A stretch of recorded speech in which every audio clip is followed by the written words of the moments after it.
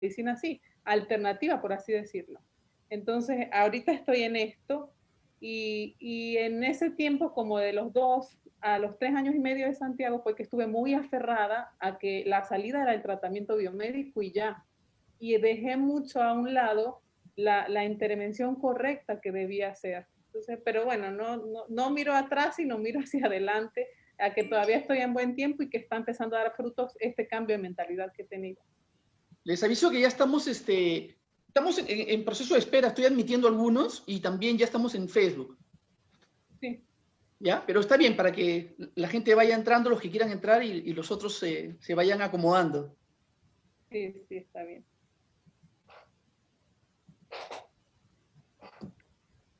Voy a confirmar, ahí está, entra Martín, también va a entrar. Voy a confirmar que estemos, bueno, dice que estamos ahí en el Facebook. Sí, estamos en el Facebook. Sí, aquí ya me aparece en el Facebook. Sí, ya.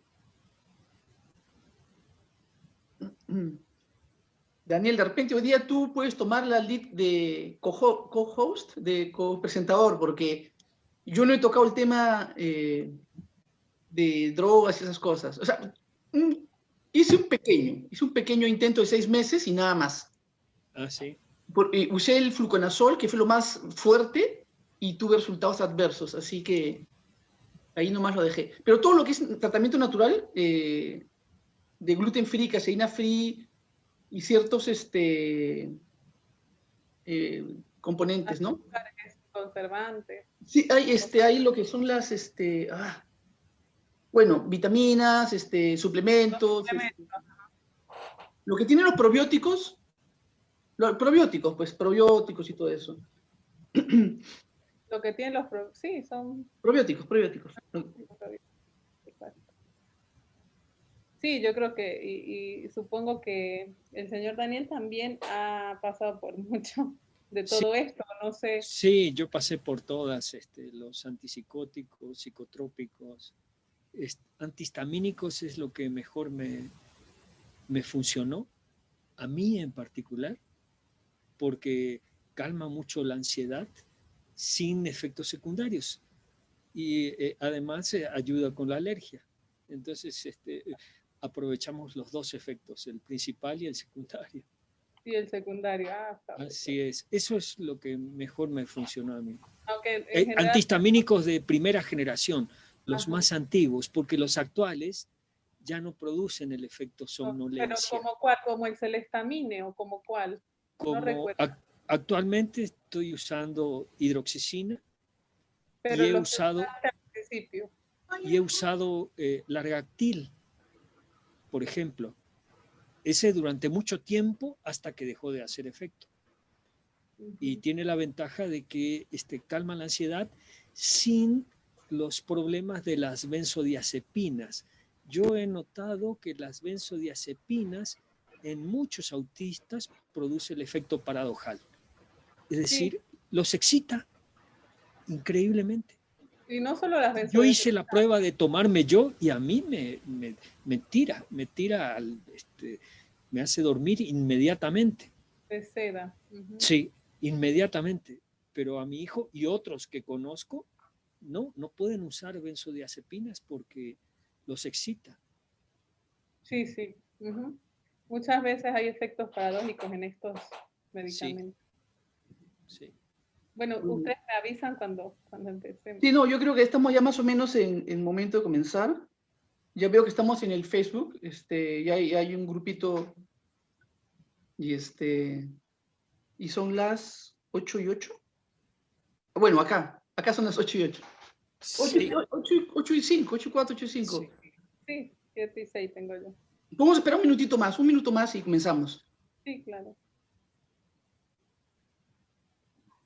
Bueno, avisamos que va a ser una presentación, entre comillas, corta. No nos vamos a extender más de 1 hora, hora y media, ¿no? Es lo que más o menos...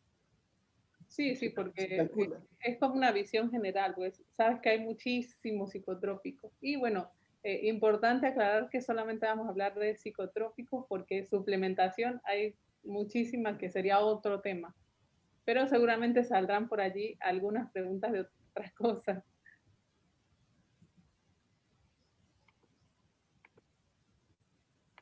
Bueno. Entonces, ya estamos acá todos los del equipo. Estamos con Daniel Alejandro, Andrés, está Lupita también, la presentadora Johalis, o Joalis. Sí. Bueno, ya. Te presentas tú, pero simplemente para decir que, bueno, vas a hablar el uso de los psicotrópicos en el autismo y sus efectos. Y comenzamos la presentación, Johalis, yo voy a pasar las filminas y tú, adelante. Sí. Bueno, un placer estar aquí, de verdad que está de más decir, pero es un placer. Tengo ya unas cuantas semanas siguiendo al grupo y de verdad me encanta la modalidad que tienen de expresarle todo su conocimiento adquirido a las personas y de ayudarles, ¿no? En este camino que es tan largo y tan complejo, donde nos encontramos tantas personas que muchas veces nos dan, yo diría, falsas esperanzas. Entonces, a veces nos aferran como a buscar una cura que no debería ser nuestra meta, ¿sí?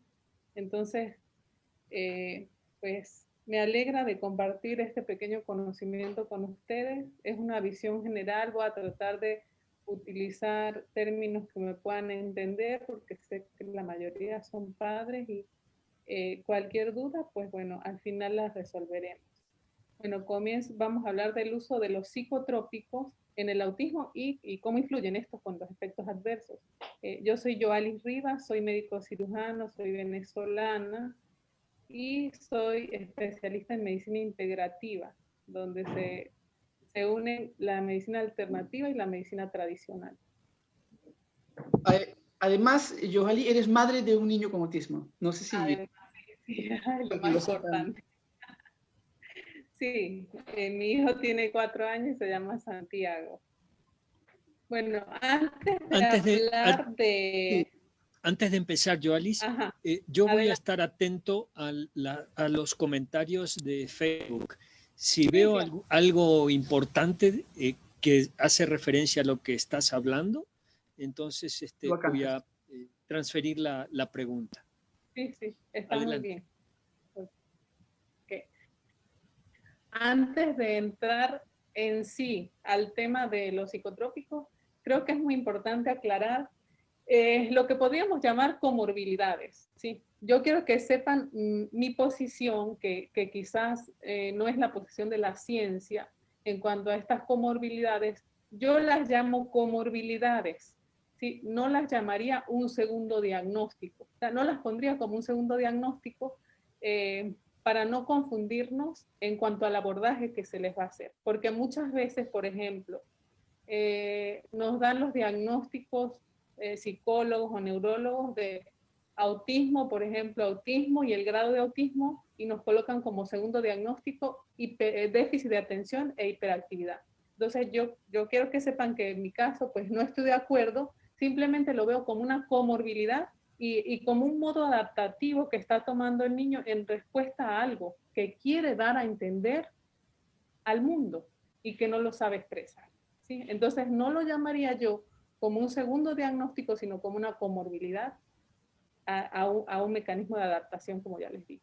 Entonces yo las resumo en dos grandes grupos, que serían las comorbilidades biológicas, dentro de las que tenemos la conocida disbiosis intestinal, conocida actualmente, porque bueno, es relativamente nuevo que se está hablando de esto, la disbiosis intestinal, que no es más que una alteración de la flora intestinal, o sea, de la flora de nuestro intestino. La candidiasis intestinal, que también está, yo creo que está más conocida que la disbiosis, que es un sobrecrecimiento de una levadura que se llama Candida albicans. ¿Por qué digo sobrecrecimiento? Porque es una levadura que pertenece a nuestra flora normal, pero cuando pasa a sus niveles normales, por así decirlo, es que se convierte en patógeno. Las famosas parasitosis, la disfunción mitocondrial, el estrés oxidativo, esto también es bastante común de que se hable ahorita, y hay muchos medicamentos que están, o no diría medicamentos, diría suplementos, que están como que abordando directamente ese tema, pero también es un tema bastante complejo de demostrar, y hay que ser muy minucioso para saber si el paciente está en sí sufriendo de un estrés oxidativo, o sea, que no es más que la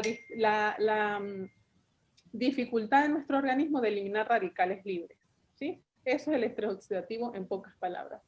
Déficit de vitaminas y minerales, que pueden ser de muchísimas vitaminas y minerales, como vitamina C, el calcio, el magnesio, el zinc.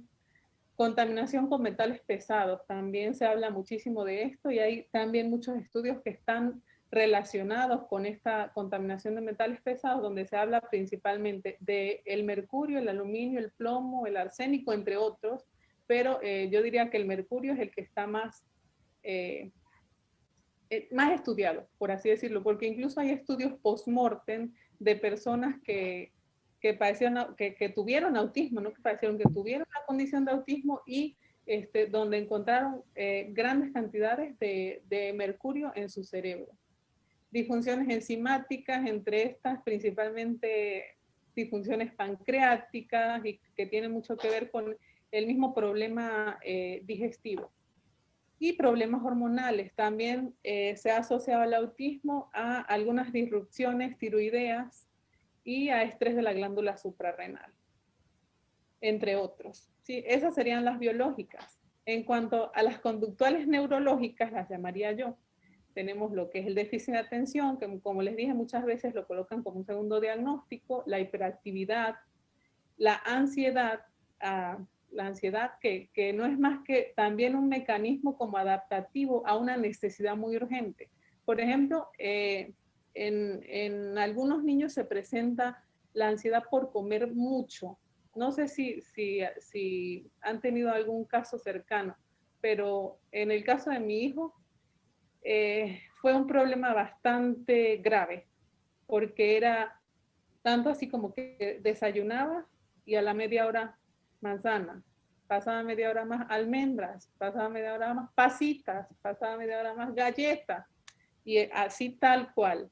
Y apenas ahora que estamos trabajando en sí integración sensorial, es que todo eso ha disminuido y yo tengo la firme convicción de que eso va a desaparecer de esa manera, porque ya me di cuenta que más que un problema como tal neurológico de esa ansiedad, pues era un desorden sensorial, ¿sí? Entonces, por eso es que hay que ser muy meticulosos en la observación, en ver los signos, los síntomas y el diagnóstico en sí de la persona, del niño o del adulto con autismo.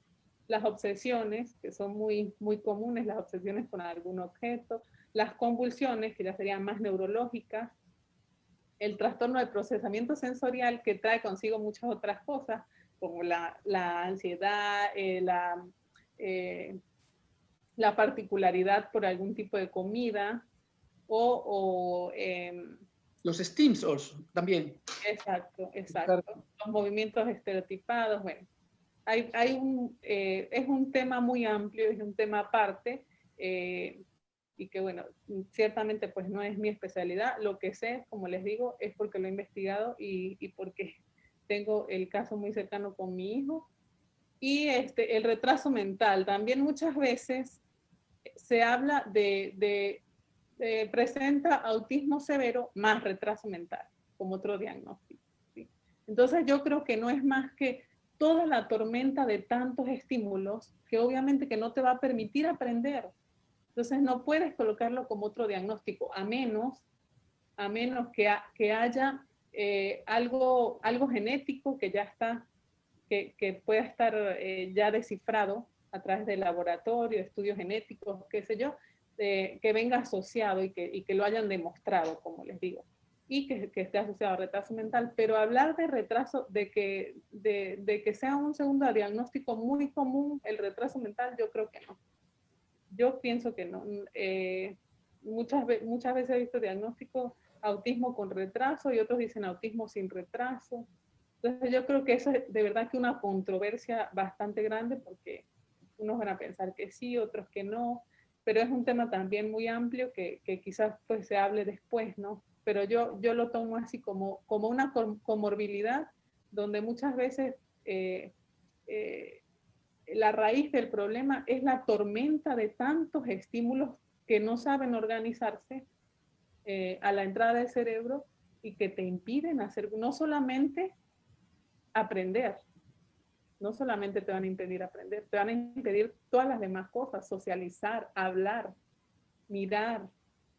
Entonces, yo creo que si trabajamos otras cosas, que si nos enfocamos en otras cosas que son realmente importantes, como de primera instancia, yo siempre le digo a mis pacientes que de primera, que de todas las terapias que hay para el autismo, la primera, la más importante, o bueno, no tanto la más importante, la de inicio, no la más importante, todas son importantes.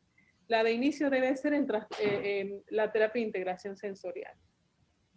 Yo creo que esa debe ser la de inicio. Obviamente, pues antes de eso se pueden hacer modificaciones de la dieta y cualquier otra cosa de la parte biológica. Pero en cuanto a la parte conductual, yo creo que primero esa para que todas las demás fluyan de una manera satisfactoria, ¿sí? Como la terapia del psicopedagogo, la terapia del lenguaje, porque si no tienes un niño que tenga sus sentidos canalizados, integrados en esa parte del cerebro que se llama tálamo, que es como que el centro donde llegan toda la información de los sentidos y se filtran para ir a la corteza cerebral. Entonces, no vas a tener un niño que pueda aprovechar esa terapia, ¿sí? Ese es mi punto de vista. Ya podemos pasar a la otra lámina. Completamente de acuerdo. Antes de pasar nada más, a los que están en Facebook me han pedido el link. Yo lo he publicado ahí. Patricia, creo que Patricia, el link está publicado en el Facebook y tienen el password. Los que quieren ingresar pueden hacerlo. Búsquenlo en la página, está publicado. Ok, aquí hay una partecita importante. Puedes pasarlo. Sigo, o ya. ¿Hasta ahí o sigo? Sí, hasta ahí. Como resultado de toda esta problemática biológica que tiene la disbiosis, la candidiasis, toda esa lista, vamos a tener inflamación, ¿sí? Allí es donde la medicina biomédica juega el papel importante. Esa es como su finalidad, disminuir la inflamación. Entonces, posteriormente, pues esta inflamación nos puede ocasionar cualquiera de los problemas que están del otro lado. Puede seguir. Como lo coloqué aquí con la flechita. Entonces, esa inflamación nos puede, no es que nos va a producir todo esto, sino que nos va a tornar un ambiente más negativo para que se vean como más acentuadas esas comorbilidades conductuales y neurológicas. ¿Sí? Por eso lo puse como empeoramiento. Ok, entonces, las comorbilidades biológicas ameritan tratamiento biomédico.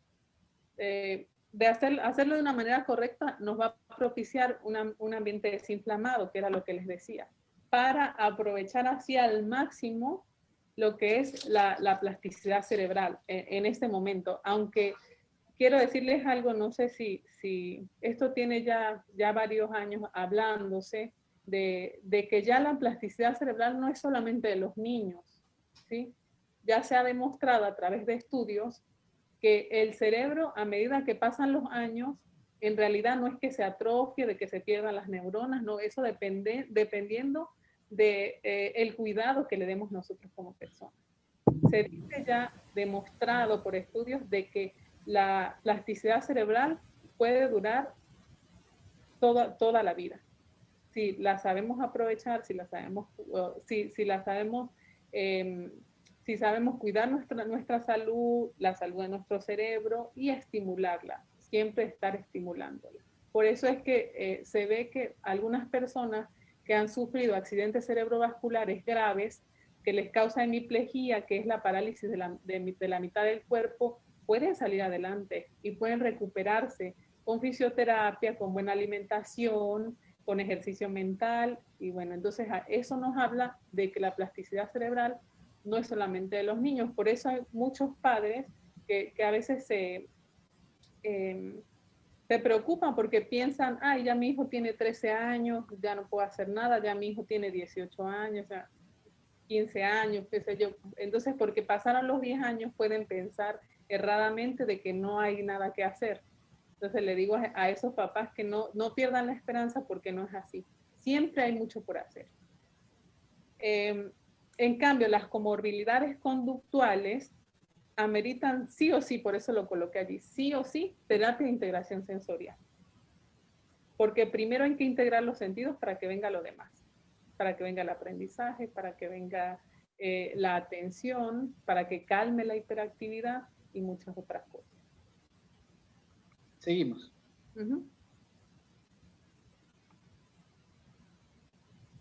Entonces, ¿cuál es el error?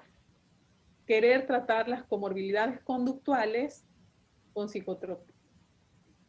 Las comorbilidades neurológicas como la epilepsia o las convulsiones sí ameritan el uso de psicotrópicos. Hay que evaluar muy bien pues cuál sería. Sin embargo, les digo, hay opciones naturales actualmente, que ya sería también cuestión de otro tema porque es algo bastante complejo, que se pueden probar para las convulsiones, pero donde yo no podría aconsejarles como médico y decirles, no, si el niño presenta convulsiones, no le des psicotrópicos, no, porque si no se lo das, va a seguir la irritación hasta que no tenga pues una evaluación adecuada, donde se le pueda adecuar una dieta que mejore esas convulsiones, donde se le pueda adecuar un suplemento que mejore esas convulsiones.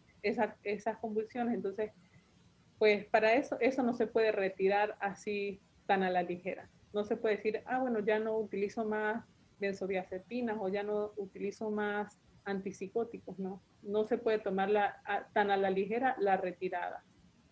Entonces, eso va a traer, ¿qué es lo que va a traer como consecuencia? Que lo que vamos a hacer es como enmascarar este problema de desorden sensorial que existe. Lo vamos a tapar, va a ser como un pañito de agua tibia, como decimos en nuestro país. Esconder el desorden y mantener a una persona somnolienta. Siempre somnolienta, dormida, como sedada. Entonces, todo esto nos va a repercutir directamente en que sigan desarrollándose las habilidades y destrezas que se pueden desarrollar con un buen trabajo, con un buen apoyo de varios profesionales. Entonces, solamente lo que vamos a hacer es esconder. ¿Sí? Okay, seguimos. Entonces, para que tengan una idea de qué son los psicotrópicos, son sustancias o agentes químicos que actúan directamente sobre el sistema nervioso central, produciendo cambios temporales. Los cambios siempre son temporales porque retiras el psicotrópico y vuelven las conductas, no es que las vayan a curar. Por eso no lo podemos llamar que es una cura ni siquiera para las convulsiones, porque tú lo retiras y vuelve a convulsionar la persona. Entonces, estos cambios son temporales, muy importantes. Estos cambios pueden ser en la percepción, que es la manera como tú ves el mundo, ¿sí? La percepción, los sentidos, toda esa información que entra a través de los sentidos, el ánimo, el estado de ánimo, en este caso la irritabilidad principalmente, y en otros casos la depresión también, porque vemos que hay algunos casos de niños con autismo o adultos con autismo que en vez de ser hiperactivos, tienen tendencia a la depresión más bien.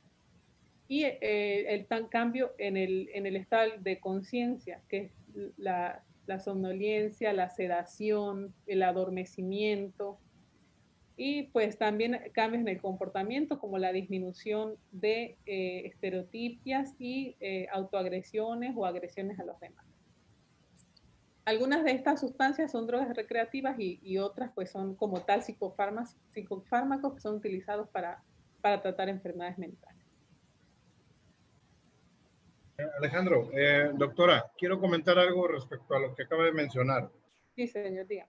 Desafortunadamente en México, digo desafortunadamente porque al menos, no he revisado toda el historial de México, sería un trabajo grande, fortísimo. En las áreas en que yo he trabajado aquí en Colima propiamente, se presenta el uso de este tipo de sustancias en un grado, pues, alarmante, porque inclusive no respeta extractos sociales. Tú llegas con una familia a hacer una intervención y el chico viene totalmente sedado y dice, ah, caray, ¿quién medicamentó al niño? No, pues no, pues me lo dieron en el Seguro Social o en una clínica X, ¿verdad?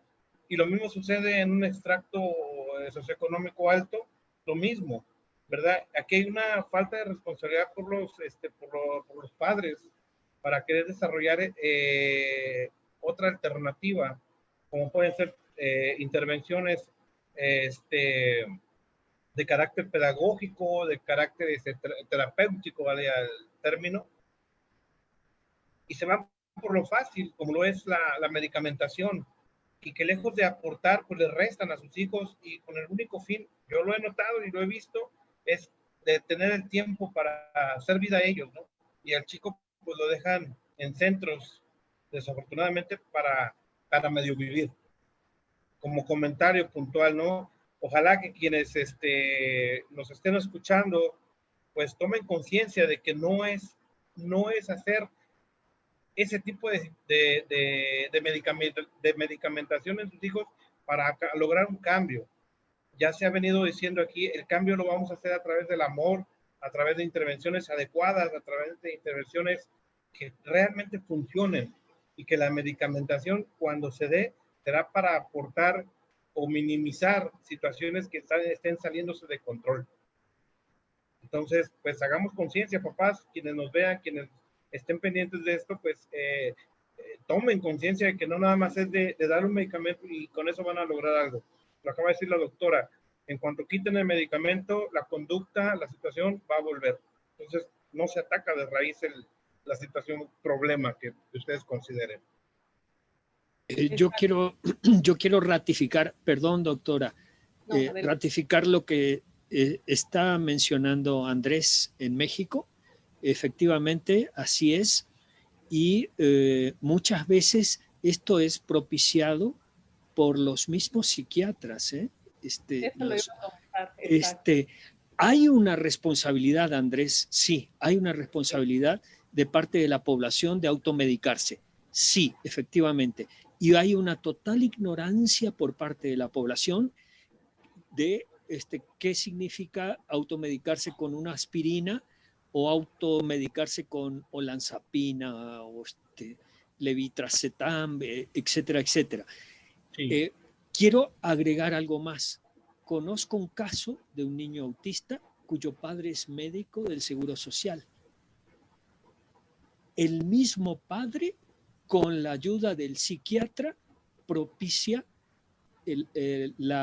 como dirías, la sedación absoluta del niño, y el niño está dopado. Lo he visto, lo he visto. Lo que yo quiero aquí aclarar es que a veces las familias se encuentran tan desamparadas, se encuentran en un estado tal de desesperación, donde ha avanzado tanto la agresión, la autoagresión, que le rompen todo en la casa, etcétera, etcétera, que no tienen otra alternativa. Por eso es importante, es decir, lo que tenemos que transmitir aquí es la farmacia puede ser una ayuda secundaria, pero no es la solución a todo. Y cuidado, porque tiene doble filo, y a veces el segundo filo todavía peor que el anterior. Y otra cosa que quería aclarar aquí: efecto primario, se retira el medicamento y desaparece el efecto primario. Pero los efectos secundarios, doctora, yo he probado que continúan. Por ejemplo, hay un medicamento que provocó en mi hijo ansiedad oral, lo que hablaba la doctora. Retiramos el medicamento y la ansiedad oral continuó y continuó, y al día de hoy nosotros luchamos contra eso. Y es un medicamento que se le dio hace 10 años. Sí. Entonces, este es otro cuidado que tenemos que tener. Cuidado. No es simplemente decir, bueno, si no le hace efecto o le hace mal efecto, se lo retiro. Pero cuidado, porque hay otras cosas que quedan. Exacto. Sí. Y bueno, lo otro que acotar es que no es solamente en México, en realidad yo diría que todo el continente americano, porque incluso Estados Unidos está el uso de la risperidona por todos lados. O sea, yo creo que no se escapa nadie de esto. Y es lamentable porque como usted mismo lo comenta, muchas veces nosotros como médicos somos los que informamos a los padres. O sea, ellos van a hacer caso de lo que nosotros digamos, porque generalmente estos son, digo, o sea, entre comillas, porque es lo que es el deber ser. Son medicamentos que deben venderse única y exclusivamente con récipes, ¿sí? Con recetario, y en muchos países son recetarios especiales, no son los comunes para antibióticos, para antigripales, ¿sí? No son comunes. Entonces, eh, si somos nosotros como médicos los que estamos dando esa información y en vez de buscar la solución, tapar el problema solamente. Entonces es lamentable, pero es una realidad que tenemos en muchos lugares. Bueno, voy a continuar. Entre los más comunes y los más utilizados para el autismo, porque hay muchos que, como hablamos anteriormente, que dentro de su efecto secundario, por así decirlo, está la disminución de la ansiedad. Son ansiolíticos o pueden servir para la hiperactividad o como hay otros medicamentos. Pero los más comunes, entre los más comunes, subrayé la risperidona porque es quien encabeza siempre, ¿sí? Es más, ese laboratorio, pues, una transnacional multimillonaria, ¿no? Se consume muchísima risperidona hoy en día, muchísima. Y ¿qué les puedo decir? La risperidona, los tres primeros que tenemos acá, el aripiprazol, el haloperidol y la risperidona, y la olanzapina también son antipsicóticos, que se utilizan principalmente o inicialmente para tratar la esquizofrenia, ¿sí? O esos síntomas de psicosis, por así decirlo. Y bueno, entre todos ellos, pues el más utilizado para el autismo, como les dije, es la risperidona. Sin embargo, la mayoría de psicotrópicos comparten muchos efectos secundarios, que ahorita lo vamos a ver, son listas muy largas, y la mayoría de estos, pues, pueden perdurar. Pueden perdurar, ¿por qué? Porque, por ejemplo, uno de los daños, diría yo, más fuertes son las disrupciones hormonales. Una vez que dañas una glándula es difícil después que se repare. ¿Sí? Por eso es que vemos estos chicos que toman risperidona por años, que son obesos, que sus pechos les han crecido, incluso hasta como una mujer. Incluso hay demandas, se los coloqué más adelante. Hubo una demanda multimillonaria por esto y la empresa tuvo que pagar porque obviamente ganó la demanda la persona que la realizó. Entonces, bueno, aquí tengo una lista de los más comunes. Como les dije, la risperidona, un antipsicótico, igual que el aripiprazol y el haloperidol. Y la aloncepina también se utiliza para trastornos bipolares o obsesivos compulsivos, también se llama. El divaproex también para el trastorno bipolar. La fluoxetina es un antidepresivo principalmente. La clomipramina también es un antidepresivo. El metilfenidato se utiliza principalmente para el trastorno de déficit de atención con hiperactividad y principalmente es un psicoestimulante, ¿sí? Así se le llama. La lamotrigina y el levetiracetam son antiepilépticos principalmente. Sin embargo, muchas veces se utilizan porque algunos pueden, como ya habíamos hablado, todas estas comorbilidades que presentan los chicos con autismo. Entonces, en unos chicos que presentan autoagresión o movimientos repetitivos muy pronunciados, pueden utilizar risperidona, o aquellos chicos que presentan epilepsia ¿qué les puedo decir? Con estereotipias también muy acentuadas, entonces preferirían como una lamotrigina y así. Entonces, dependiendo de la comorbilidad que presente, se elige cada uno. Sin embargo, como les dije, la mayoría comparten los efectos adversos, que ya vienen en la otra lámina. Seguimos.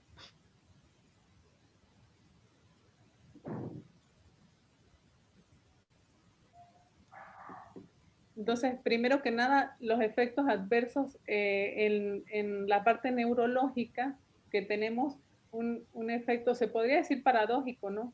Ansiedad, agitación, intranquilidad, que es lo que menos queremos con el medicamento, pero se presenta, ¿sí? Entonces son efectos paradójicos, pero que los podemos tener en muchos casos. Y yo sé que esto es el caso de muchos padres, esto es lo que han visto muchos padres. Entonces se ven en la... Perdón, Ajá. perdón, doctora, la interrumpo. Aquí yo tengo una pregunta. Uh-huh. Sí, efectivamente, la risperidona es por lo menos en México, es el antipsicótico más recetado en autismo. Yo no conozco ningún autista que no haya pasado por la risperidona.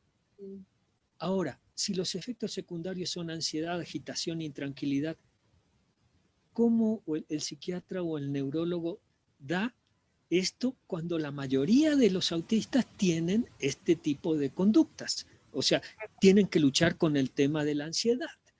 Sí, a mí me pasó eso. Y el primer antipsicótico que tomó fue risperidona. Por supuesto, no funcionó. Y los efectos secundarios hicieron tal de que lo tuviéramos que ¿Y cuál es eliminar. Pero es como que hay aquí una gran contradicción. Yo si soy psiquiatra no puedo dar esto a menos que sea un niño autista con depresión. Exactamente, exactamente. Pero ya lo tomaron como si fuese una plana. Sí, autismo, efectivamente. Risperidona. Autismo, risperidona. O sea, sí, así es. Evaluar como tal el conjunto de signos y síntomas que puede presentar, qué le puede ir mejor, qué le puede ir peor. Entonces, no sabemos, como el autismo es un tema bastante complejo y el cual no conocemos por completo al 100%. Por eso no hay algo que tú digas, esto es el medicamento. No existe. Precisamente, doctora, como mencionaba el señor Daniel, la risperidona se da como si fuera la panacea de todo el problema.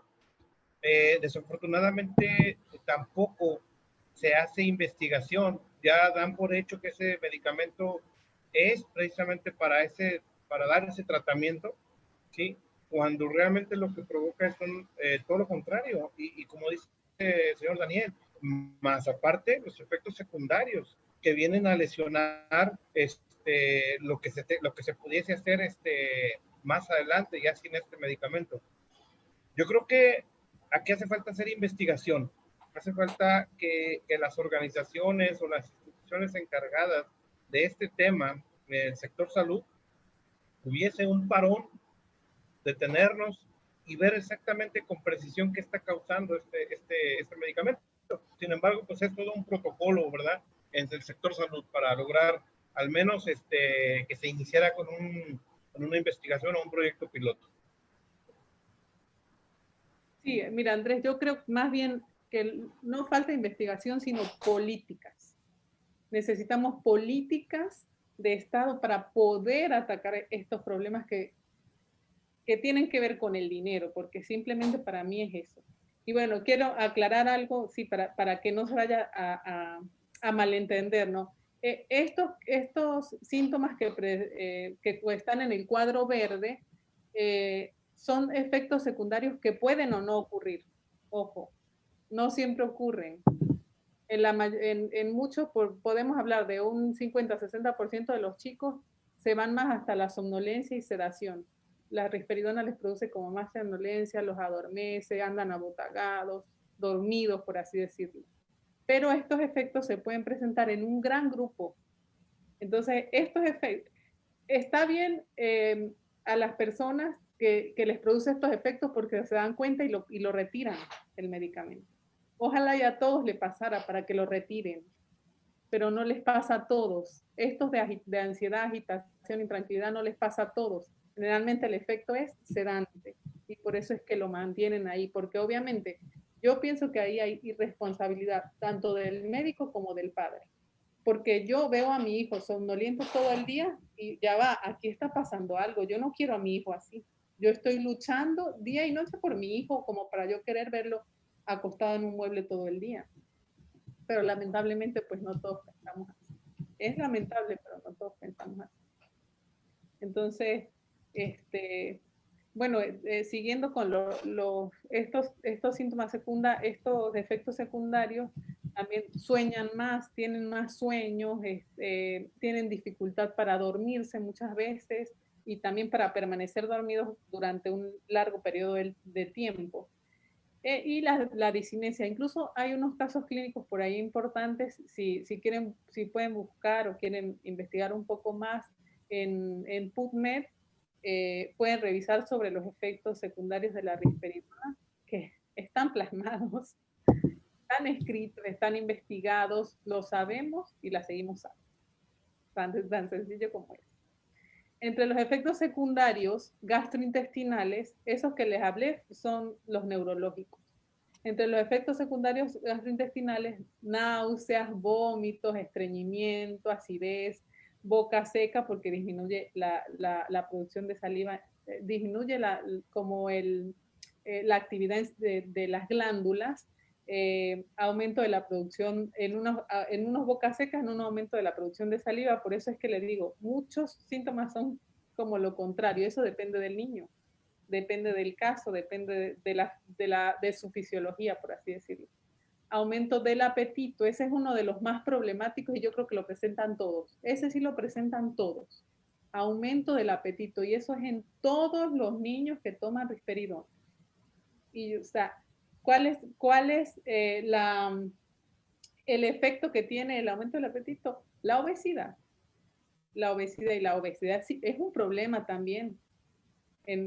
Actualmente es un problema gravísimo, porque si fuera que la obesidad nada más fuera algo estético, pero no, trae consigo enfermedades también crónicas, degenerativas. Entonces, tenemos a nuestro chico que tiene sus dificultades, ya, y le vamos a agregar otro problema, un problema metabólico. No se vale, ¿verdad? No se vale. Entonces, la mayoría de los chicos con autismo, la mayoría, tienen aumento de peso por el aumento de apetito que produce la risperidona. Perdón, doctora. Aquí hago yo una pregunta a los papás.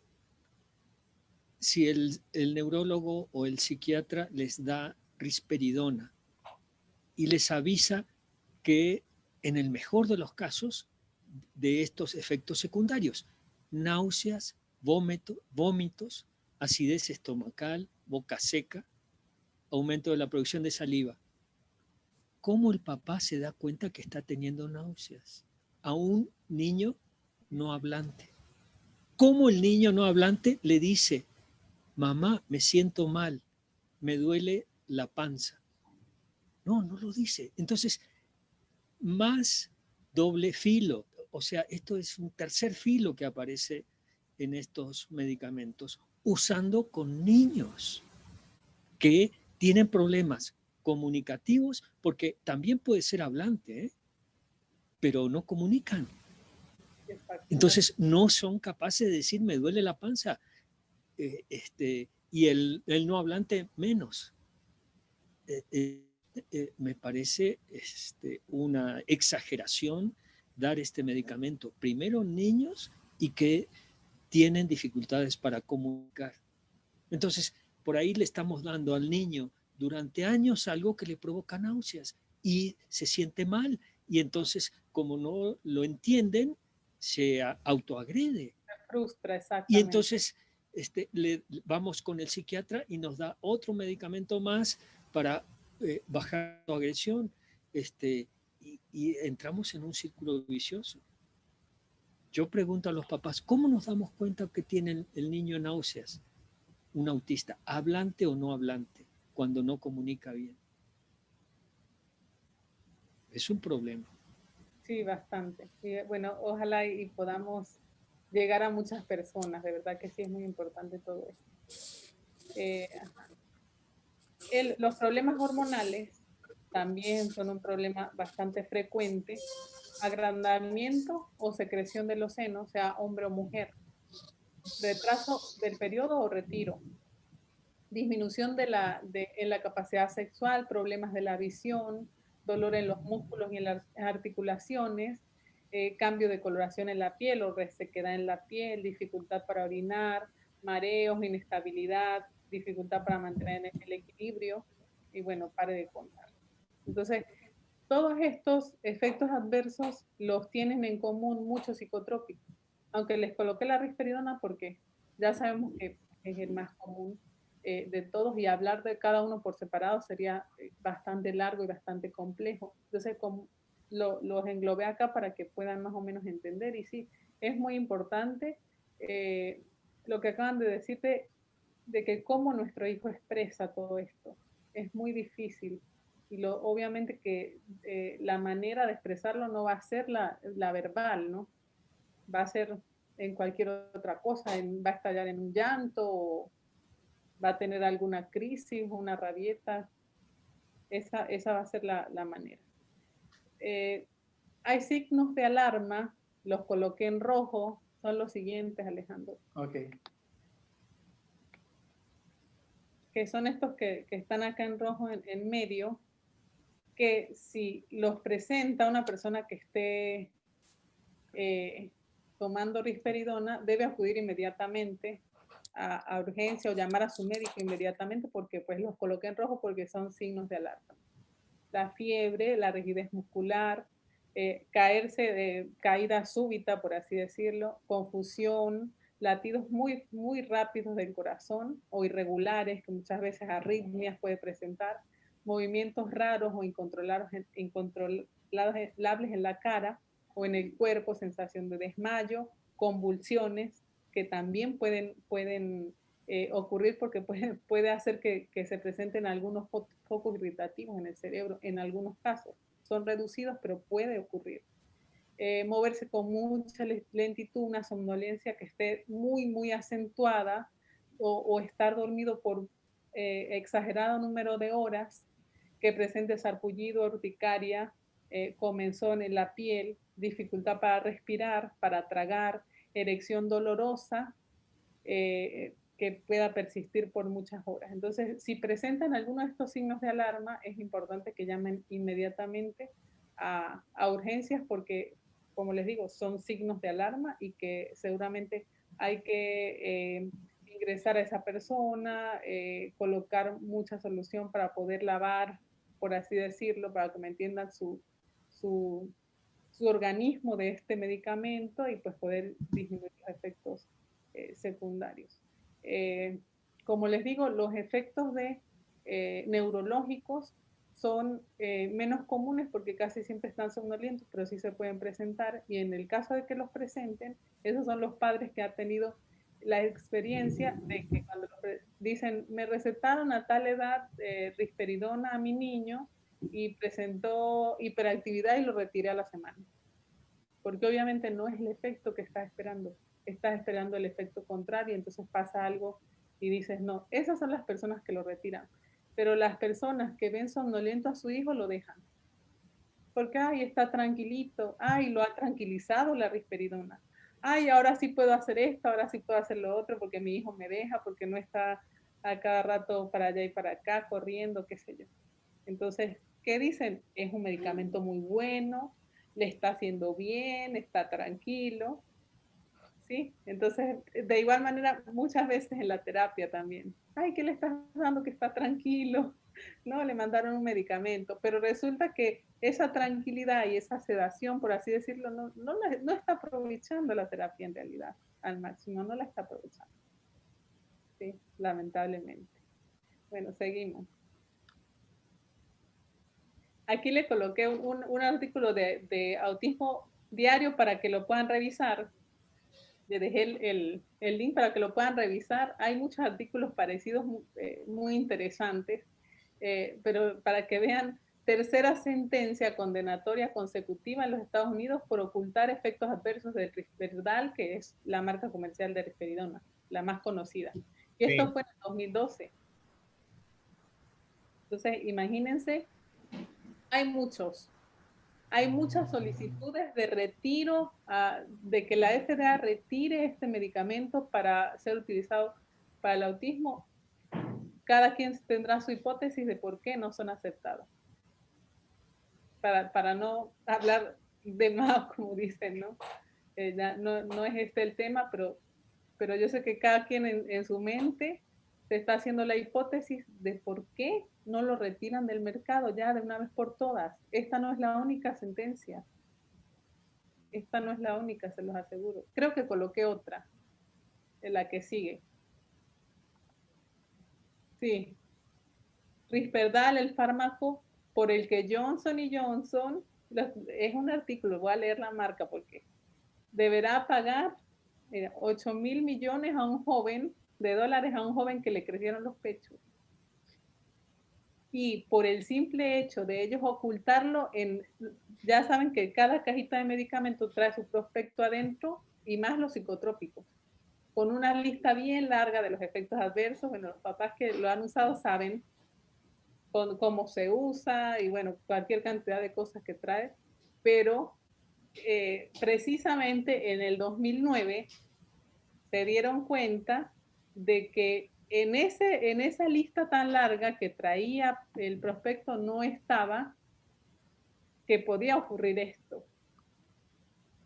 Y bueno, le ocurrió a esta persona, demandaron y ganaron la demanda.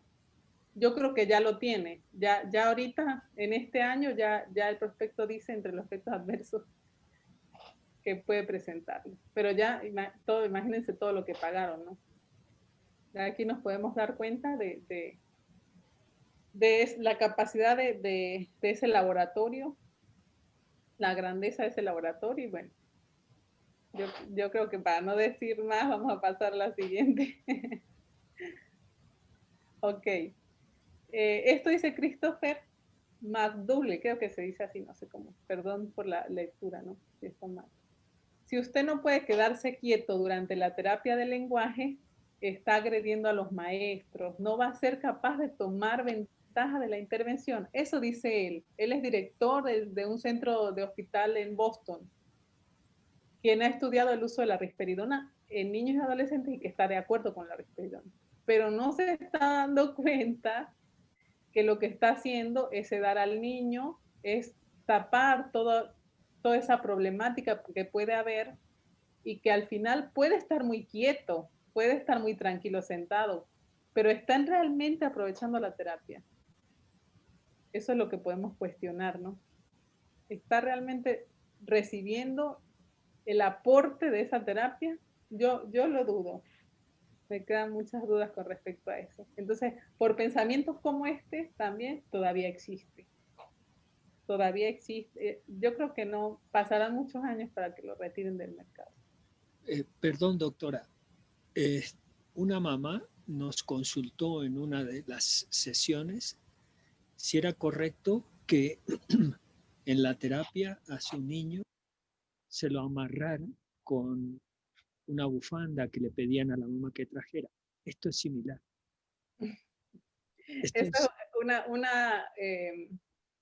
Esto es similar, pero químicamente, ¿no? Sí, exactamente. Exactamente. Lo físico y lo químico, por así decirlo. Sí. Exactamente. Sí, lamentable. Pasamos la otra. En 2002, un ensayo clínico aleatorio de niños con autismo entre 5 y 17 años mostró una reducción del 57% de las rabietas, agresiones, autoagresiones después de tomar risperidona, en comparación con una reducción del 14% en los niños que tomaban un placebo. Entre los niños que respondieron positivamente, casi el 70% todavía mostró mejorías al cabo de 6 meses tomándolo, ¿no? Con pensamientos como este, también se sigue utilizando, porque caemos a lo mismo. Obviamente, todo esto disminuyó, ¿por qué? Porque lo están sedando prácticamente.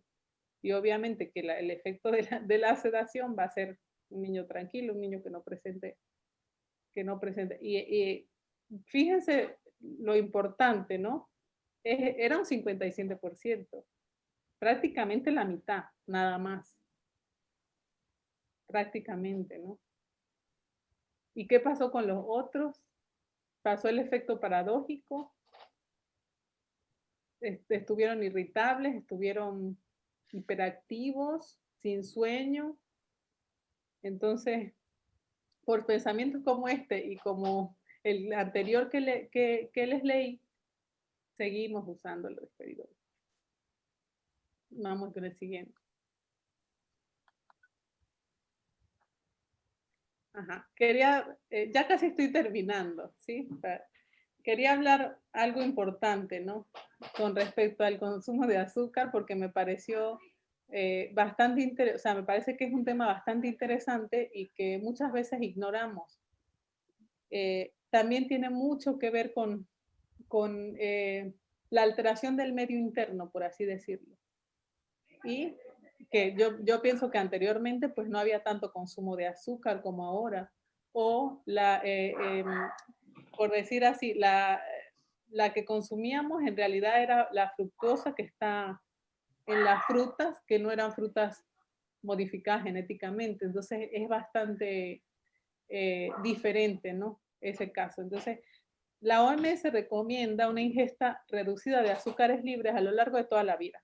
Tanto en adultos como en niños recomienda reducir la ingesta de azúcares libres. Libres es el azúcar que colocamos, por ejemplo, en el café, en los jugos, ¿sí? La OMS sugiere, por lo tanto, de que se reduzca aún más la ingesta, aún más de ese 10%.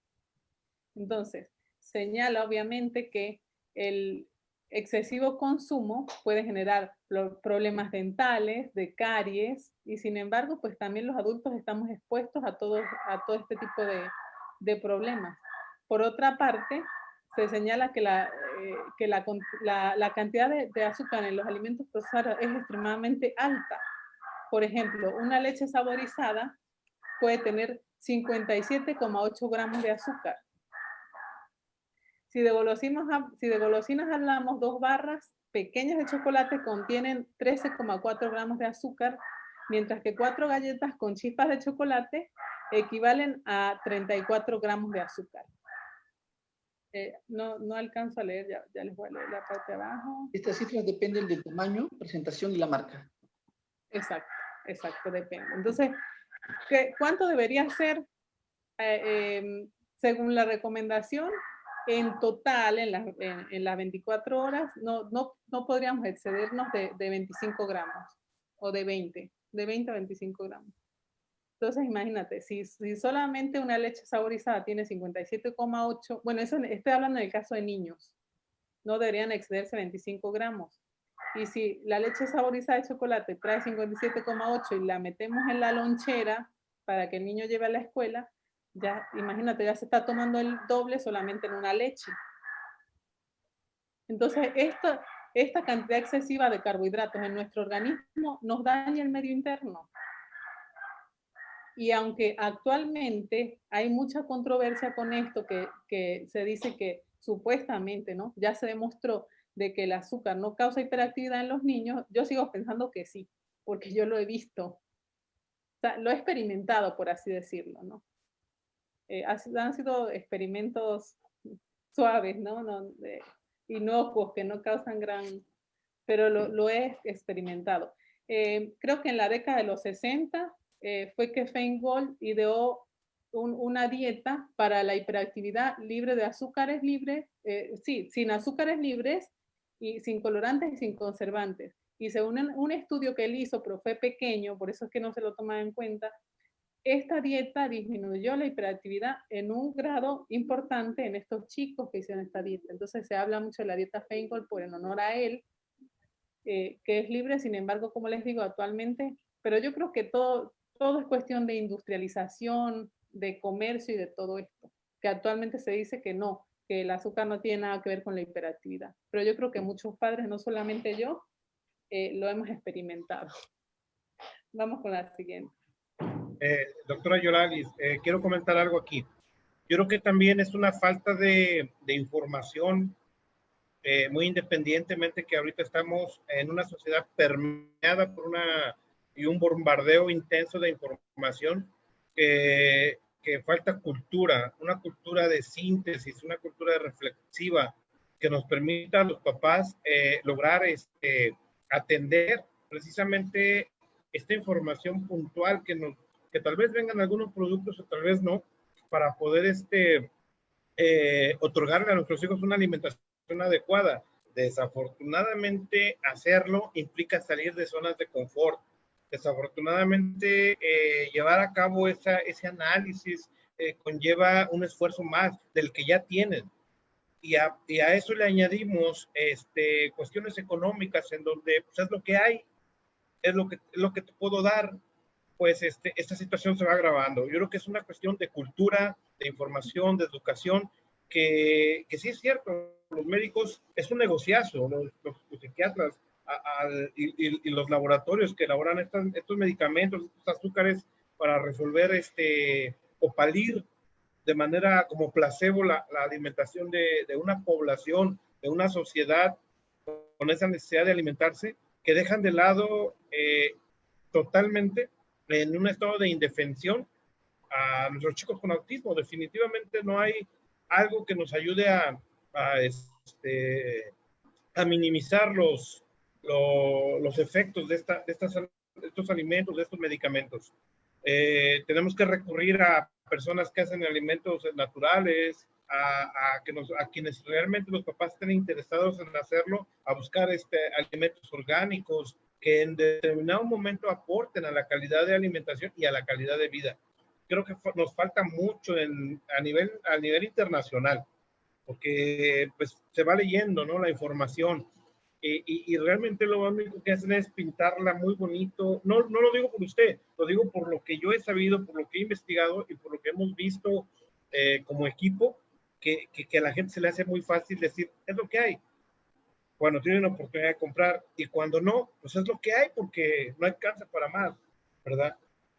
Eso es lo que quería comentar. Gracias. Sí, a veces, por ejemplo, con respecto al azúcar, que es lo que estamos ahorita hablando, ¿no? Yo sé que el tratamiento biomédico y la dieta biomédica necesitas estar muy solvente económicamente para poder hacerlo de manera reglada, ¿no? Pero yo creo que eliminar el azúcar no nos costaría más, nos costaría menos, ¿sí? Por lo menos tan simple como hacer nada más eso. Vamos a suponer que no puedas hacer más nada, que no puedas dar alimentación sin gluten, que no puedas suplementar, que no puedas desintoxicar, pero retira el azúcar o por lo menos disminúyela a lo que nos está diciendo la Organización Mundial de la Salud. Se puede, no sería algo extra, sino más bien te disminuiría los costos, ¿no? Pero también es cuestión, es muy importante también que eso, lo que dices, también es cuestión de cultura y a veces de no querer hacerlo, creo yo, también. Sí, fíjese, doctora. Adelante, Lupita, adelante. Ok, muy bien. Respecto a lo que comentan del azúcar y de la alimentación, yo he dado la plática sobre la alimentación, también soy mamá de un niño con autismo, soy terapeuta y he aplicado esta dieta con mi hijo, le ha funcionado muy bien y realmente como trabajo con personas, con niños con autismo, me doy cuenta de todo ese cambio que tienen que hacer los padres. Muchas veces no lo quieren aceptar pues ahora sí es, como dicen, según es costoso. Yo he sacado cuentas cuando imparto esta plática y les doy a comparación, por ejemplo, de que por lo regular, si mandan un lonche a la escuela, que si mandan el yogur, que si mandan las barritas, que todo eso tiene azúcar. Si sumamos eso y le damos al niño su botella de agua, su fruta y una porción de un snack saludable, es mucho menos el precio que estamos pagando. Y a la larga va a estar más saludable el niño, se va a enfermar menos que si sigue comiendo eso. Ahora muchos dicen también, no, es que no funciona la dieta del gluten. El gluten puede tardar desde 6 meses hasta 2 años para desintoxicarse el cuerpo del niño. Entonces, si los papás empiezan la dieta una semana, pero el fin de semana le dan su pastelito, su galletita, están prolongando el tiempo de desintoxicación, tanto de gluten como de la caseína. Y es donde ahí el papá se rinde y dice, no, a mi hijo no le funciona, no veo. O sea, ¿cómo le va a funcionar si el organismo del niño todavía no está totalmente desintoxicado? Ahora, o sea, incluso las frutas también les puede causar mucha hiperactividad. No, a veces no se dan cuenta que un plátano, 2 plátanos, que a veces hay niños que te comen muchos carbohidratos, hablando en cuestión de plátano, tan solo eso puede alterar todo el día del niño. Yo he visto esto con los niños que he atendido y igual los invito a los padres a que lean sobre la alimentación, vean sus hijos, vean las conductas que van teniendo ya con la alimentación y realmente han visto muchos cambios. En cuestión desde que batallan menos para ir al baño, porque esa es una de las causas también, o sea, es un problema que se presenta mucho en el autismo también, de que duran días para ir al baño. Y realmente cuando se aplica lo que es la alimentación, hay muchos beneficios, Entonces, si viéramos todo lo que se gasta en los alimentos procesados y lo cambiáramos por lo natural, venimos gastando menos que en lo procesado. Bueno, es lo que quería aportar. Lupita, te invitamos pues a que repitas esa charla. Claro que sí. Yo creo que van a estar felices los padres de oír Yo creo que lo principal es, yo creo mucho en el 80-20, o sea que tú puedes conseguir el 80% de beneficio con un 20% de esfuerzo. Entonces tú nos das lo básico. ¿Cuál es el tratamiento básico de alimentación? Esto. Y no te complicas mucho, ¿no? Lo mismo que acá nos está diciendo la doctora Yovalis, supriman azúcar, que eso tiene un efecto directo. Entonces, agarramos lo básico y trabajamos sobre eso y vemos las mejoras y de ahí vamos sumando de acuerdo a cómo va la cosa. Pero Exacto. no se puede monitorear todo, pues, ¿no? Entonces, ya estaba comprometida Lupita. Sí, Ujú. claro, como tú dices, lo importante es empezar, ¿verdad? Empezar, porque si no, si nos vamos postergando, no, mañana, la otra semana, después, y no iniciamos nunca con este cambio que lo que va a hacer es beneficiar, pues, imagínate. Yo quería añadir algo más. Bueno, que hay algunas personas que me mandan mensajes, me preguntan por Canadá, el tratamiento, cómo son las terapias y las cosas. Y bueno, pues Canadá es otra realidad, ¿no? Y va acorde con lo que se habló, ¿no? O sea, acá en Canadá sí hay conciencia y sí a los padres nos dan, digamos, un cheque, un beneficio de que cubre los costos, que es la diferencia entre adquirir productos para un niño especial que para un niño típico, por decirlo así, ¿no? Entonces se gasta más, por ejemplo, en detergentes, se gasta más en comida orgánica, se gasta más en comida gluten free. Entonces te dan un monto que te ayuda para eso. O sea, es otra realidad, no quiero refregarlo en el grupo, pero, Vamos a Canadá entonces. pero hay conciencia y bueno, y es otra realidad. Qué bueno, eso es bueno saberlo.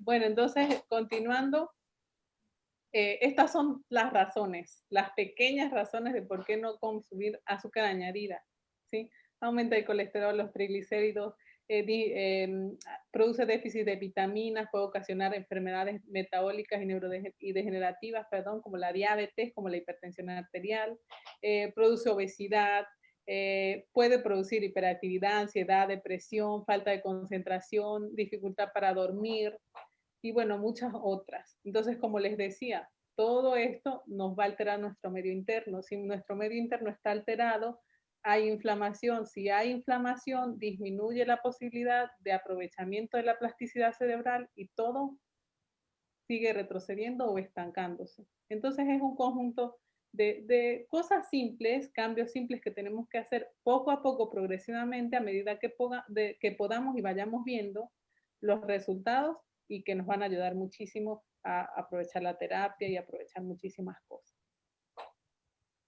Yo creo que ya viene la última, que coloqué la bibliografía para que sepan de dónde, si los que quieran leer los estudios de PubMed o quieran checar un poco de la página Autismo Diario, hay mucha información importante, lo pueden hacer. Y bueno, la última lámina que es una de las cosas que he aprendido en este grupo, porque digo en este grupo porque, como les digo, anteriormente estaba mucho más aferrada a que todo era el tratamiento biomédico y todo no es el tratamiento biomédico. El tratamiento biomédico ayuda, como les digo, a crear un medio favorable para que todo lo que nosotros vamos a dar a nuestros hijos dé frutos. Entonces, la mejor terapia no es la farmacológica, no es la del lenguaje, no es la ocupacional, no es la de conducta, es el amor. Como lo decía Daniel, esas frases las tomé de Daniel en una de los Zoom anteriores. Es el amor. Y de verdad, después de eso venía un corazón, creo, para que se vea más bonito. Pero quiero que se lleven eso y que entiendan que muchas personas actualmente nos van a ofrecer muchísimas cosas, muchísimos tratamientos, muchísimos medicamentos milagrosos, pero no existe nada más milagroso que ponerle amor a lo que estás haciendo. ¿Sí? Trabajemos con nuestros chicos, ese es el mensaje que yo quiero dejarles. Trabajemos con nuestros niños, vamos a empoderarnos de información, aprendamos, investiguemos, para que de verdad cada día nos sintamos orgullosos de lo que ellos pueden lograr, porque yo le decía hace días a una mamá en un grupo de WhatsApp que tenemos, que ellos pueden lograrlo todo, todo. No pongamos excusas de que no puede. Hablamos casualmente de la selectividad alimentaria y ella decía, no, le damos todas las opciones del mundo y decía, no, no se puede, no le gusta, no come, y todo era un no y no y no. Yo le dije, mamá, ya basta. Es esa negatividad, sí se puede. Trabájale la integración sensorial, mejora esa parte, desinflama su organismo y empieza a trabajar con él desde casa. También muchas veces hay muchas madres frustradas porque el COVID arruinó la vida de sus hijos porque no hay terapias, ¿no? Para mí, yo creo que es una de las mejores épocas que he pasado con mi hijo. Sí, hablando en ese sentido, porque he aprovechado, he pasado tiempo con él, he sido su terapeuta, me he tirado el piso a jugar con él, nos hemos revolcado en la tierra, hemos caminado en la grama, hemos ido a la playa, hemos hecho muchísimas cosas y eso lo aproveché y yo creo que eso es lo que lo está haciendo a él también conectarse muchísimo más a la realidad, a esta realidad en la que él está, que simplemente no sabe cómo expresar muchas cosas, pero él está aquí, en este mundo, en el mismo mundo que nosotros, y tenemos que trabajar por la integración de nuestros niños.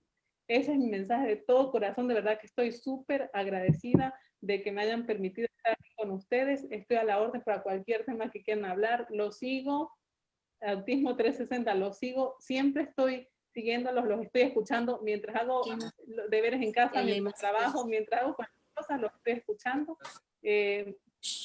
Porque sí, soy mamá, soy médico, soy ama de casa, soy hermana, pues todo el mundo ocupan un poquito de nosotros, pero siempre hay tiempo para escucharlo y estoy súper contenta de haberlos conocido. Muchísimas gracias, Yevalis, por tu presentación, fue magnífica. También gracias a los presentes, bueno, a Daniel, Alejandro, a Andrés, Lupita y los que nos han acompañado acá. También yo quería mencionar de que muy, muy alineado con Daniel Alejandro, que hasta tenemos el nombre ahí mezclado, Alejandro, que mi mejor terapia yo la llamaba el mejor amigo, el best friend. Entonces es el amor, el ser el mejor amigo, ese es lo mejor. Preocuparse por el otro, por el niño, acercarse a su mundo, a su nivel, tratar de comunicarse con él. Entonces, desarrollar la parte emocional, además de la parte del sensorial que se mencionó, la parte de la alimentación, al mismo tiempo también la relación. O sea, esos tres son los pilares iniciales de un tratamiento, ¿no? El amor, digamos, ahí dentro de lo que se mencionó. Sí. No sé si alguien más quiere mencionar algo como para cerrar. Igual yo sí, adelante, Lupita. Perdón, bueno, yo había escuchado pues sobre la charla que iba a haber ahora sobre neurólogos que habían comentado, cuando me dijeron hace rato que me mandaron la invitación, me dijeron, no, es que va a hablar un neurólogo, van a hablar sobre eso. No, dije yo, el neurólogo. Bueno, pero como, bueno, en el tema, ¿no? En el tema algo lleva sobre neurología. Y yo dije, ay, no, ni al caso, ¿no? Porque yo estoy peleada, digamos, con los neurólogos porque no estoy de acuerdo con la medicación. Veo todos esos niños que parecen, pues que están somnolientos, ¿no? Y realmente no se está aprovechando, pues, lo que pueden hacer. Y la verdad me gustó mucho, Yohalis, porque le abres la mente a muchos padres, le abres los ojos, le quitas esa máscara pues de lo que le están dando a sus hijos, que la mayoría, yo pienso, no sé, yo pienso que todos los niños están medicados, la mayoría, digo, de los niños están medicados, y realmente yo no estoy de acuerdo con eso. En las escuelas hemos salido de pleito entre las maestras y yo porque a fuerzas quieren que medique a mi hijo. O sea, ¿cómo lo voy a medicar? Cuando en realidad, o sea, he leído mucho sobre eso y no es la solución. No es la solución. La gente no quiere tratar sobre la raíz, no quiere tratar el problema, simplemente quieren controlarlos, tenerlos calmaditos, sentados y ya. Muchísimas gracias, Yohalis. Muy buena plática, muy buena información y espero que muchos papás entren de lleno a estudiar otro rompecabezas más que tenemos que trabajar los padres, porque son demasiadas cosas. La terapia de integración sensorial para mí es súper importantísimo también. Primero trabajar eso. Si la trabajamos, muchas conductas se van a terminar, vamos a erradicar varias de esas características del autismo y vamos a poder trabajar de la mejor manera con nuestros niños. Muchísimas gracias nuevamente. A la orden siempre. Si alguien más quiere añadir de cierre, Yo, Daniel. Sí, Alejandro, pues nada más darle las gracias a la doctora Yohalis. Un tema muy interesante que yo creo que los papás que nos vieron, que la vieron y pusieron atención en el en vivo, y pues a todos los papás que nos van a ver posteriormente en el Facebook, atiendan este tema súper importante. No tiene gran ciencia más que interiorizarse en el tema de lo que debe de ser correcto en su alimentación, en el tratamiento, y que nos pongamos a trabajar. Realmente ese es el punto. Salgamos de esa zona de confort y salgamos a dar lo mejor de nosotros por quien amamos, que son nuestros hijos. No, de nada sirven las fotografías en el Face de que estoy haciendo esto, o sea, eso no sirve. Ni tampoco la medicamentación, como dijo Lupita, pues vamos, atacamos de raíz la situación que nos presenta y resolvamos, démosles calidad de vida a nuestros hijos a través del amor, que como lo dijo la doctora, es la mejor terapia. Gracias, doctora Yohalis, gracias Alejandro, gracias señor Daniel por la oportunidad, gracias Lupita, gracias a todos, excelente. Yo quiero expresar el agradecimiento a la doctora Yohalis. Ha sido una excelente presentación, bien armada, condensada, como para que todos los papás entiendan. Yo nada más quisiera hacer énfasis en algo que la doctora dijo, de que muchas veces la medicación que recetan especialmente neurólogos y psiquiatras tienden a hacer disminuir o atenuar los STIMs, las estereotipias. Y yo en mis presentaciones he dicho que las conductas es comunicación. Entonces, muchas de estos psicotrópicos que sedan fuertemente a los niños ejercen similar efecto que el conductismo, es decir, matamos papás y mamás. Con esto, con reducir las conductas o atenuar las conductas o eliminar las conductas, matamos al mensajero. Pero la causa del mensaje que nos trae el mensajero, que es la conducta, sigue estando. Entonces, no matemos el mensajero, tomemos el mensaje. Como dijo una mamá en Facebook aquí, que las rabietas y las crisis en general, la agresión o la autoagresión, el tema está en tratar de investigar si hay una causa sensorial. La mayoría son sensoriales, porque no se trata el tema sensorial. coincido yo también con lo que se ha dicho en esta sesión. El tema sensorial es primordial, es el primero que debería de abordarse. Si se aborda bien, si se sabe qué es lo que está afectando a nuestro niño, podemos atenuar realmente las conductas que nos molestan, pero sin matar al mensajero, sino directamente en las causas. Entonces quiero decir esto, cuidado, porque nosotros tuvimos un neurólogo que nos propuso, vio que nuestro hijo tenía una cantidad de stims y estereotipias y manías, le decía él. Entonces, el tratamiento que nos dio fue para eliminar o disminuir las manías. Claro, yo no sabía qué era. Hoy sé que muchas de estas manías pueden ser porque el niño está regulando. Entonces, quizás a los papás les moleste la manía de aletear. Muchos de nuestros niños tienen el aleteo. Están regulando. Le damos un medicamento para que no aletee. Y entonces, ¿cómo regula? Claro, ya no necesita regular porque está dopado, está digamos, fuera de combate. Lo ponemos fuera de combate.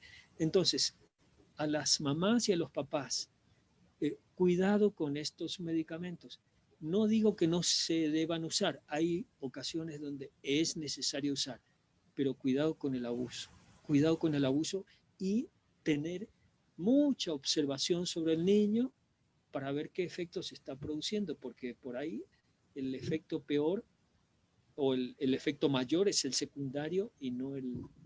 Yo por lo menos lo he comprobado, que los efectos antipsicóticos son mínimos, pero los efectos secundarios sí son devastadores y es lo que primero se nota, es lo primero que afecta. El otro tema que dejo, no sé si la doctora va a poder contestar esto, pero es una investigación que yo hice. El tema de los antipsicóticos es que se ha desarrollado en cerebros neurotípicos. Y nosotros tenemos un niño con un cerebro cableado diferente. No sabemos si realmente afecta de la misma manera que a un neurotípico. Yo me tomé una vez una benzodiazepina y también me tiró y a mi hijo lo excita. Es por lo que le decía anteriormente que hay... a mí se me olvidó decir algo en alguna de las láminas y coloqué una interrogante. Ahorita es que lo estoy recordando, era para recordar eso, pero no lo recordé. Lo estoy recordando ahorita con tu pregunta, que era que en el autismo existe algo parecido a un eslabón perdido. Algo que todavía no conocemos qué es lo que está pasando. Algo extremadamente complejo. Sí, que pudiera llamarse como psiconeuro, endocrino, inmunológico, metabólico y muchísimas áreas que están ahí implicadas porque obviamente que en nuestra fisiología, la fisiología del ser humano, todo está conectado. Entonces, hay algo ahí que todavía no comprendemos, que es la génesis de todo. Entonces, sí, es imposible comparar porque no sabemos exactamente lo que allí está pasando, ¿no? Y es imposible probar también. Yo sí me di a investigar sobre el tema y ya hay respuestas. Cuando decimos los autistas tienen el cerebro con un cableado diferente, un sistema operativo diferente y están diciendo también de que tienen un chip diferente y demás. Ahora, ¿cómo llevar eso a la biología? ¿Cómo, o sea, desde el punto de vista computacional yo lo veo muy fácil. Pues hay algunas investigaciones de las neurociencias con las resonancias magnéticas en línea, en actividad, que están demostrando, no está confirmado, pero es un indicio de que los centros neuronales del cerebro, todos tenemos un centro del habla, un centro de la conducta, de control de impulso, etcétera, etcétera. Si le hacemos una tomografía, una resonancia magnética, o sea, la de más alta resolución a un cerebro autista, no vemos nada. Pero si le hacemos una resonancia magnética en actividad del cerebro, lo que se observa es que la sinapsis en estos centros neuronales son débiles. Es decir, el cableado, los cables que conectan son menores a los cables que conectan un cerebro neurotípico. Y de ahí viene el problema del procesamiento cerebral, que es más lento, que es de tipo secuencial en lugar de paralelo, como lo hacemos nosotros, y simultáneo, que es más lento, que tiene que procesar casi todo conscientemente, mientras nosotros, la mayoría, el 80% de lo que procesamos es automático, es subconsciente, en computación se llama acceso directo a la memoria, no usa el CPU. Entonces, explica esta situación. Pero hay centros cerebrales que tienen conexiones mucho más fuertes que las nuestras, conexiones locales. Y eso hace que se abrumen. Y como no pueden filtrar la información, fácilmente se saturan. Eso es lo que más o menos se está conociendo del cerebro autista. Faltan más investigaciones, más estudios que ratifiquen esta teoría. Pero esto es, digamos, para satisfacer la curiosidad de algún papá que pudiera tener. Sí, sí. Estas interconexiones de las que hablas son también dadas por unas neuronas especiales que son células gliales y astrocitos. Son las que conectan o interconectan una neurona con la otra y hacen como que toda la información se integre. Bueno, se ha demostrado que hay menos cantidad de este tipo de neuronas que conectan, por así decirlo, para que me entiendan, en los cerebros de una persona con autismo y una persona atípica, por así decirlo. Entonces, ya por ahí como que se está encaminando todo. Y obviamente que de allí vienen muchos otros cambios, sí, se podría decir cambios químicos que se han observado, por ejemplo, con el cloruro, con el GABA, con el glutamato. Hay muchísimos estudios que son muy alentadores también, que van como que con la misma finalidad y que yo sé que se van a encontrar en el camino con esos estudios neuronales y nos van a llevar hacia entender un poquito más todo este mundo tan complejo. Seguramente que cuando se pueda conocer toda la fisiología cerebral del autismo, pues se van a poder encontrar intervenciones mucho más precisas. Exacto. Pero a las mamás les digo que hay intervenciones actuales que dan resultados y están enfocadas justamente a compensar estas debilidades que tienen nuestros niños. Bueno, debilidades entre comillas, porque en algunos casos pueden ser fortalezas. Exacto. Bueno, si hay alguna pregunta, yo iría cerrando y nuevamente agradecer a la doctora. ¿Puedo hacer una última pregunta? Sí, sí, claro. Ok. ¿Qué opinas sobre los metales pesados que hay en las vacunas? Bueno, mi recomendación para los padres que se hacen esa pregunta, que son muchos, más bien la pregunta que hacen es, ¿vacuno o no vacuno? ¿No? Yo creo que antes que nada, antes que tomar esa decisión, es mejorar ese mismo medio interno de que siempre hablo. Cuando tú tengas un sistema inmune adecuado, un sistema metabólico adecuado, que esté en su buen funcionamiento, por así decirlo, las vacunas no van a afectar de ninguna manera, porque pues se crearon para algo, para un fin. Y sí, ciertamente que se han asociado muchas veces, pero esa asociación directa para mí no existe. No. Esa asociación directa de autismo, mercurio, vacuna, o sea, no, directa no existe. quizás pueda cambiar el medio interno, pero para mí no es la génesis del autismo. Ok, muy bien, gracias. Es bastante profundo el tema para que puedan entender todos los cambios que puedan ocurrir, que los cambios químicos que ocurren cuando una persona recibe una vacuna. Toda esa alteración, la cascada que ocurre, que tal cual así se llama, la cascada, cómo se activa la cascada inmunológica y una serie de indicadores químicos una serie de indicadores químicos que como que estallan y se descontrolan, ¿no? Pero no es que sea la génesis del autismo. Quizás sí pueda descontrolar y como que acentuar algunos síntomas, algunos signos, pero no está la génesis en eso. Para mí no. Ok, gracias. No sé, tuve que cerrar el chat, el compartir porque estaba leyendo algunos mensajes por ahí. ¿La señora María tiene una pregunta? Sí, la señora María pregunta, es una persona de Buenos Aires, dice, ¿ese eslabón perdido estará relacionado con el sistema endocannabinoide deficiente? No solamente con el sistema endocannabinoide. Yo creo que el sistema endocannabinoide es un sistema que es importante en nuestro cuerpo, un sistema que puede ayudar a regular en nuestro cuerpo, lo tenemos todos, está en estudio desde hace muchísimos años, no desde ahorita, pero tampoco es la génesis.